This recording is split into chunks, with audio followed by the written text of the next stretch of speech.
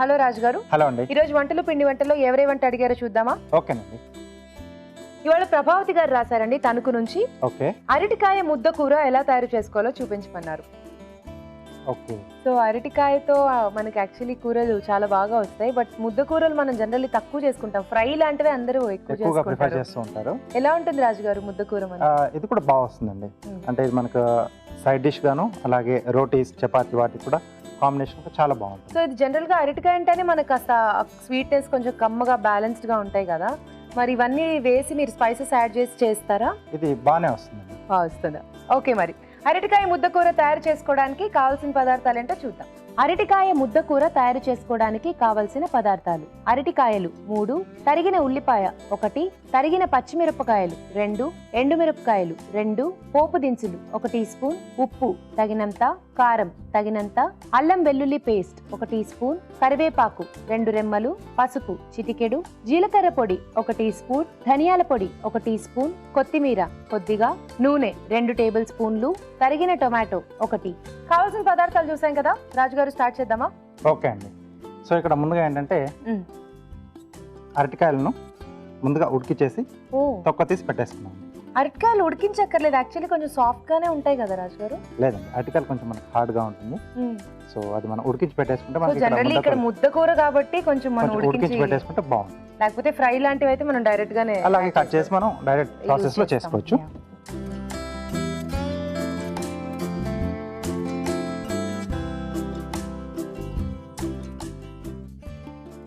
Okay. కొద్దిగా నూనె పోసుకుని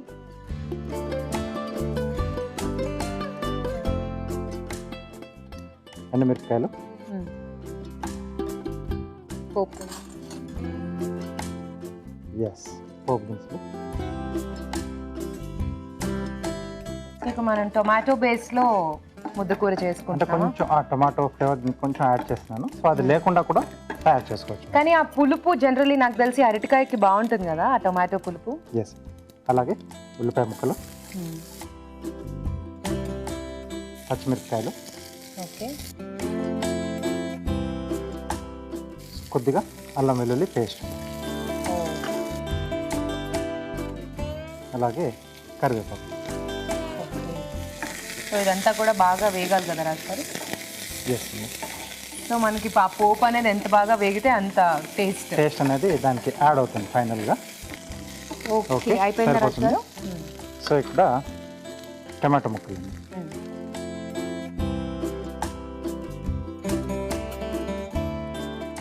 అలాగే రుచికి సరిపడా ఉప్పు,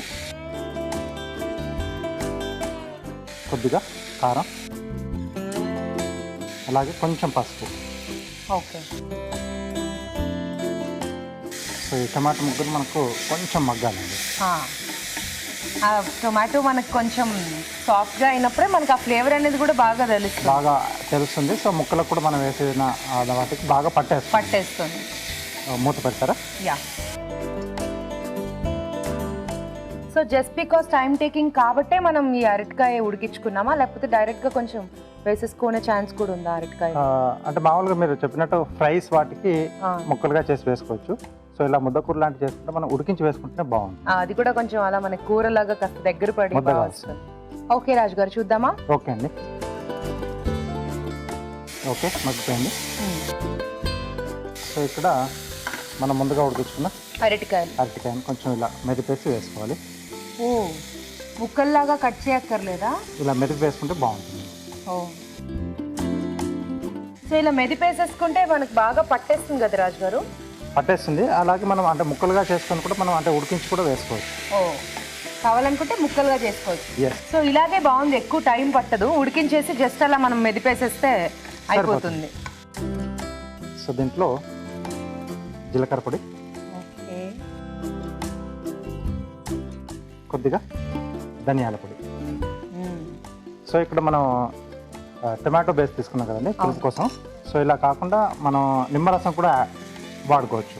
అంటే ఎండింగ్లో స్టవ్ ఆపేసేసి నిమ్మరసం పిండేసుకొని కూడా మనం తీసుకుంటే కూడా ఆ టేస్ట్లో కూడా బాగుంటుంది. అరటికాయ నిమ్మరసం టేస్ట్లో బాగుంటుందా రాజు గారు? బాగుంటుందండి. ఓకే. సో కొంచెం నిమ్మరసం, ఆ పులుపు ఇష్టం వాళ్ళు అలా ట్రై చేసుకోండి, కాస్త నిమ్మరసం పిండుకొని. సో అది కూడా ఎండింగ్లో స్టవ్ ఆపిన తర్వాత. ఓకే, సో రెడీ అయిపోయింది. అయిపోయిందా? బౌల్ ఇస్తారా?